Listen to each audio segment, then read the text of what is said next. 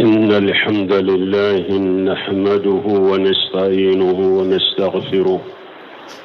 ونعوذ بالله من شرور أنفسنا ومن سيئات أعمالنا. من يهديه الله فلا مضل له ومن يضلل فلا هادي له،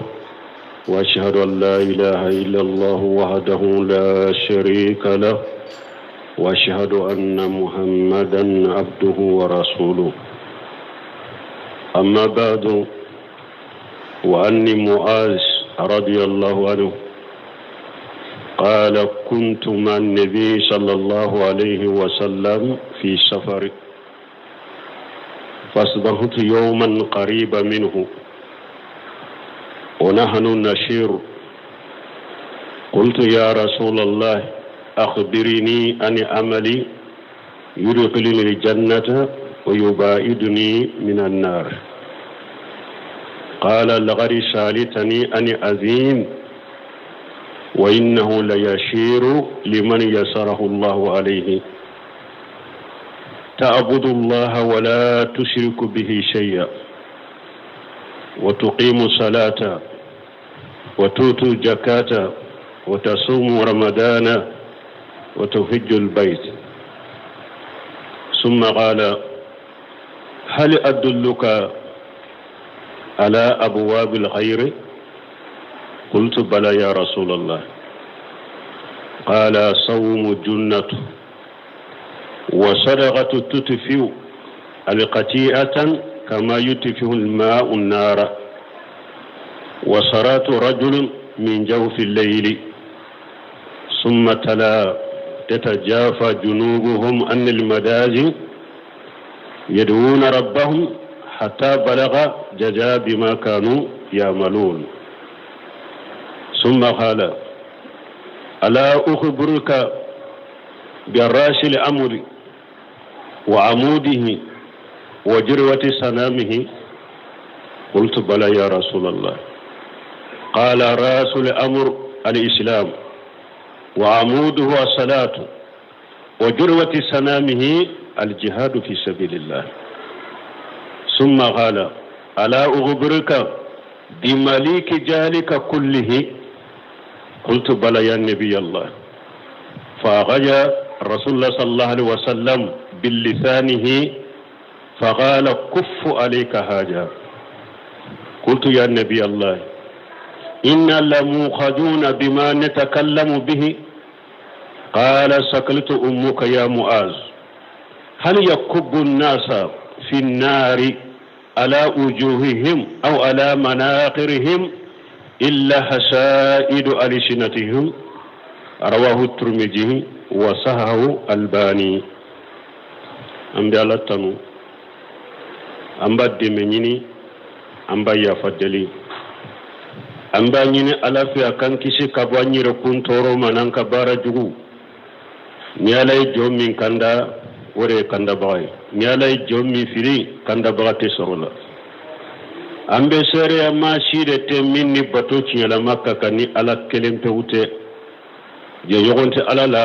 أمبي شريا محمد ولا كجون ولا كتشيدن دو كسيني نما بكا نو تمينا كبوي أمباليمو على كجون مواجو بن جبالي أكو دوندولا ko ale faralen tumbe ciden ka tama yoro dola jahadu dola harisa doye jahadu imperepere latige ko tabuka kele ako dugu jera dondola ko ale tungere la ciden na ale ni ciden tun kasu ko bake ka tama nyogon fe ko ale ko ciden ma ala ka ciden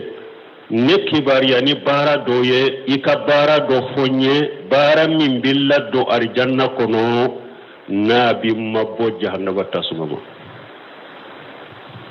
balma maju kanyin kalimi fulene nye silama kelen kelen mako benina mu'mini kelen kelen mako benina bara fonye min billa do arjanna kono kimabbo jahannaba tasuma a tidon ko yinyin ka fembala de barmo femba do fana ka do arjanna kono femba ka kisi tasuma ma femba a ciden ko iyin ñinin ka fenna fen min ka bo kosobe mais a kan nogo mogo ka ni ala ya nogoya mogo min ye ko min bi do ari janna ko min bi labbo jahannaba tasuma ma he ko baɗo de ko munun ka keli o ka gele de fonni ala ya nogoya mogo min ma o be nogoya i ka cide ña folo ke muñe ako ta'budullaha wala tusriku bihi shay'a wala tusrika bihi shay'a ako ala bato kana foy fara alaka balmo diya kono bi bara min ka geleni bara beye o yennin tawhidi de ka ala do ka ala kelim pe bato foy kana fara alaka balmo bara simangele no diya kono bi foy masilamo to dinga kono foyi ma silamo kuma suli foyi ma silamo lafu fo a folo folo ye ni ala de ma do nin fulan kafuya o de silamo bafiye ko fanga bo ko dogoya la tushriku bihi shay'a ashirku huwa shirf shay min al ibadat li ghayri allah ka jumuhu li ghayri allah wa nazr li ghayri allah wal istighathati bi ghayri allah والدعاء خير الله وما أصبح ذلك كما يفعله بعض القبوريين اليوم عند الأدرية من جبه الخرابين ومنادات الأموات لغداء الحاجات وتفريج الكربات بوما فلانك فيا يموني بطن منون كريكريا نو كانكا على ko bato sugu ke ala tanaye o do to ko fulan kafoya awa fulan kafoya noniya sabade do shirkul akbar wa shirkul asghar wa shirkul qafi fulan kafoya kumbaba ani fulan kafoya fitini ani fulan kafoya dogole mbalmo kumbaba yimunye ka kantigali ke fengore minte alay kadda falen ke fengore minte alay ki dama ka shi fengore la minte alaye ka fengore wole minte alaye komi kaburula mogo chaman be kaburula batola dobe minke kaburula suka kaburula nu beta bato fe kantige ka su wole ka nyini su fe ko su kulu kam makonya na buye ka nyini suufe ko geleya munum be uluka suko geleya bo uluka haja shirkul akbar mukhraj min al milla bal mon nunu ni fulan ka fo yakumba bade nube mugo labbo silamiya kono pew jamana onyo nya lendo jamana kono jamana falendo no mabbi ka sujuru bi kaburu ye ka kulunkulu kaburu ye ka kantigali ke kaburu ye ka dafalen ke kaburu ye ku dama ka si kaburu la ka kaburu tigi wele ka denyi ni kaburu tigi fe ka ta sanjin na linyi ni kaburu tigi fe nunye fulan ka fu yakumba bade abe mo wala bo silamiya ko awa ci don ko la bato kana foyi farala kade kumba baw misali ya fule ashirkul asghar fulan ka fu ya fitini شيدون كو إياكم والشرك الأصغر قالوا وما شرك الأصغر يا رسول الله قال الرياء دون لا شيدون كو باوما ايا يركروشي فلان كفو يا فتني ما وكو فلان كفو يا فتني فني مونيه شيدون كو يرجيرا فلان كفو يا فتني دو fulan ko fiya fitini kuma lamaw be afana fem bangale umbe adogolendo uba fode mako siritul qafiyu yere jira uba fode mako sirikul qafiyu fulan ko fiya fitini ki kaleni fem wore binte alay shebendilo bagadilo tafedilo nim omi ni masinsi kasaben kade men ni esi siray ka sabende ka ko be heranna tabe tora nyuni ta keri bolo fulanka fo yakumba bay shirkul qafiyu wa yajma'i sidi sallallahu alaihi wasallam an abi sayyid al-khudri qala kharaja alaina rasulullah sallallahu alaihi wasallam nahnu natajakaru mashiha ad-dajjal wa qala sallallahu alaihi wasallam ala ukhbirukum بما أقوف عليكم عندي من المسيح الدجال قلنا بلى يا رسول الله قال الشرك الخفي أن يقوم الرجل فيصلي فيجين صلاته لما يرى من نجر الرجل وصححه الألباني أبو سيد الخدري كدندولا كوتشيدم بورا كان علوما كوا ياسرو علوبا ككما دجالي كولا مسيح الدجالي كوبا ككما كنيو حكلي جيغا كولا كوتشيدم كو يالان كاو كباراني فنيوا نبولو من فتنة كبو أوكا من بلاو كبو أوكا كتمي مسيح الدجالي كوا سيبو كو ألا كتشيدو فاني awa ciden ko fulan kafo ya fitini fulan kafo ya dogole ako fulan kafo ya dogole nyemunye mogo dode de ebe wuli ko ibe salli alaye ibe bo min kalama ni yere yado ko mogo do ba ke kay ki lajje ki ka salli cogo lajje ibe ka salli nye ka mashri puru ni nyabo tigila ko ba ki lajje ibe ka salli mashri o kama ka salli nye o kama atigi ka lajje lin kama awa ciden ko ninde shirkul qafiyu akon nin ka jugu nin fitina kabwa kam manton ka kateme masjid dajalika donc fulan ka foya qualité saba fule yere korosoma cide nyo ode foloke ni ba fe kadwar janna kono ala ki mabbo janna ba tasmama ala kelempe bato kana foyi fara alaka shirkul akbar o kana yeyi bolo shirkul asqara kana yeyi bolo shirkul qafi kana yeyi bolo ni nye folo e o ko fe cide ko to qimu salata ako farda salli duru yibu nati u chogola u saratu kadda fay bolo u jensu kadda fay bolo u kay wajibu kadda fay bolo hari ni ye cheye ye balugo ni darwate kata salli misiri kono ni nyofulan nay asabana ko wotu jakata ko maju may be jakka bonni alay garjage na folo la seran ni sabema ikan na folo jate ka jakka bo jakkan kan ka dimu go muno may ka duma jakka ka bo chogo nyumala وكفي أكم واجما وتصوم رمضان ni sungalo farda nana ni ujuratila darwatila ikasungalo su وكفي أكو تهج البيت الله ika alaka so ika kere akata hiji ni noya kere ninye arkanul islam islamiyya jose nduru ciden fuleka ulude foye ni ba fe ka do arjanna kono ki mabbo jahannaba tasmama tauhidin ko fe ala batolin ko fe ni ma foy faraka silamiya jose nduru min fulen ne tiren ko maju ka wulu matarafa o ko fa ko muajuma nunun de fe wonye munum bido arjanna kono ki mabbo tasmama me yalanka ewa hera bonda wero fuyewa niye ulu fonake kafara nunun ka hari ni donar arjanna kono ka daraja be kortawa أبواب الخير ما جوكو أوه أوتيدن كو صوم الجنة نافلة سو وفنا فرائسين كان نافلة سو يكو فناكي نافلة سو مبكي سببوية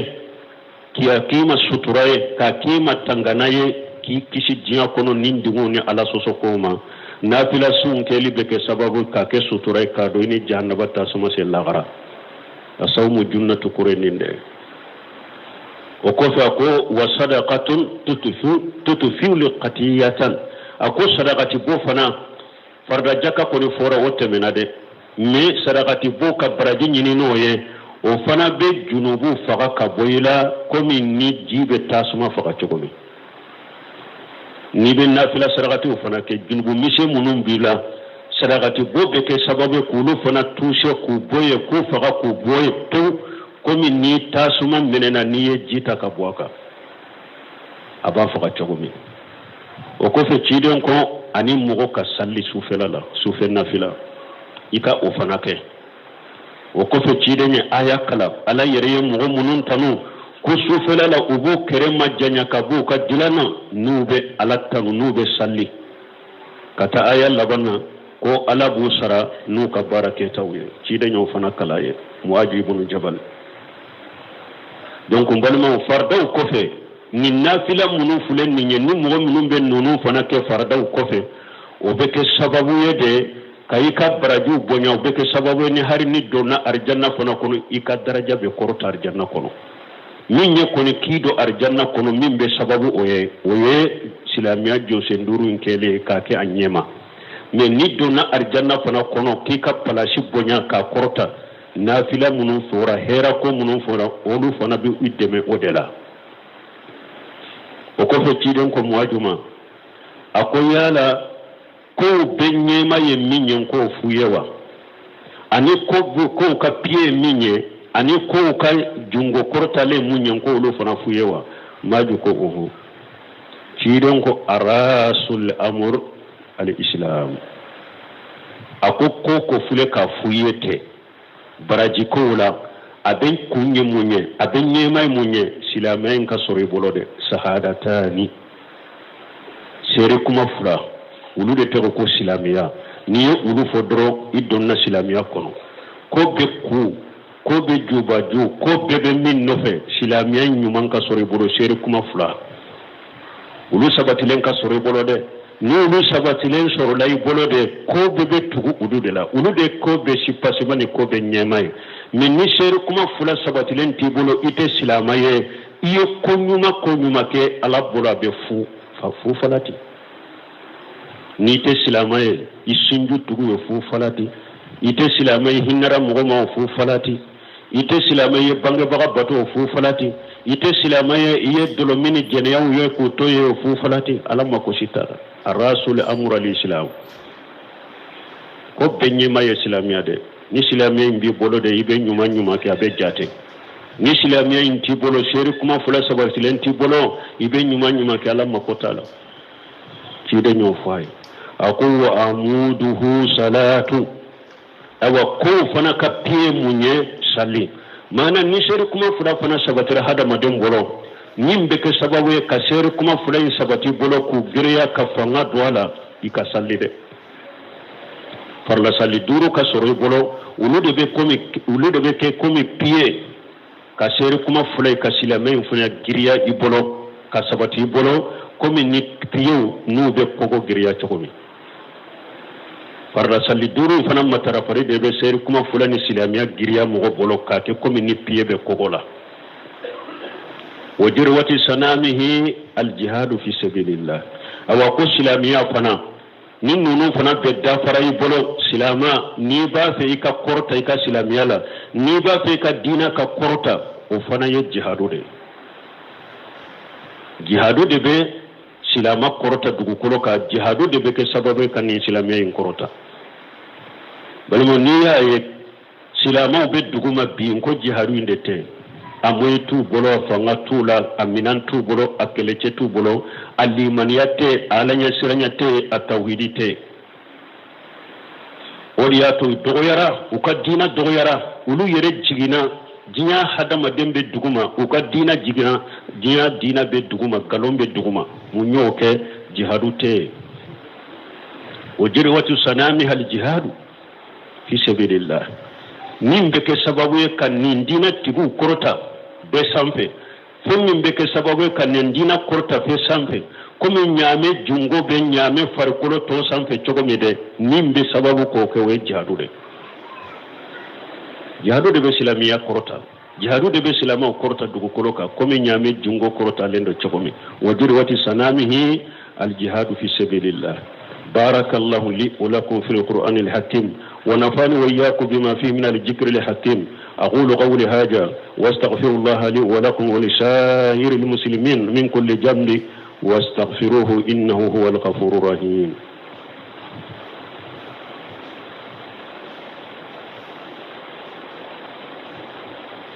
الحمد لله رب العالمين والصلاة والسلام على نبينا محمد وعلى آله وأصحابه وسلم تسليما كثيرا أما بعد ثم قال رسول الله صلى الله عليه وسلم ألا أخبرك بمليك ذلك كله قلت بلى يا نبي الله وكفر من بكفر ألكم واجما mfule ka fengo fen foye yala mimbe nimbe mara nimbe ka pana ninjurube min bolon ko fuya maji ko oho alaka nabi nyuma o fo nyake e ye nyuma fo o be min ba be mara a bennun jurube ko min bolo o fu nyake cide nya ayere ne mina ayere ne cide nya ayere ne mina ako kuffu alayka haja ewa akonni mina inne amina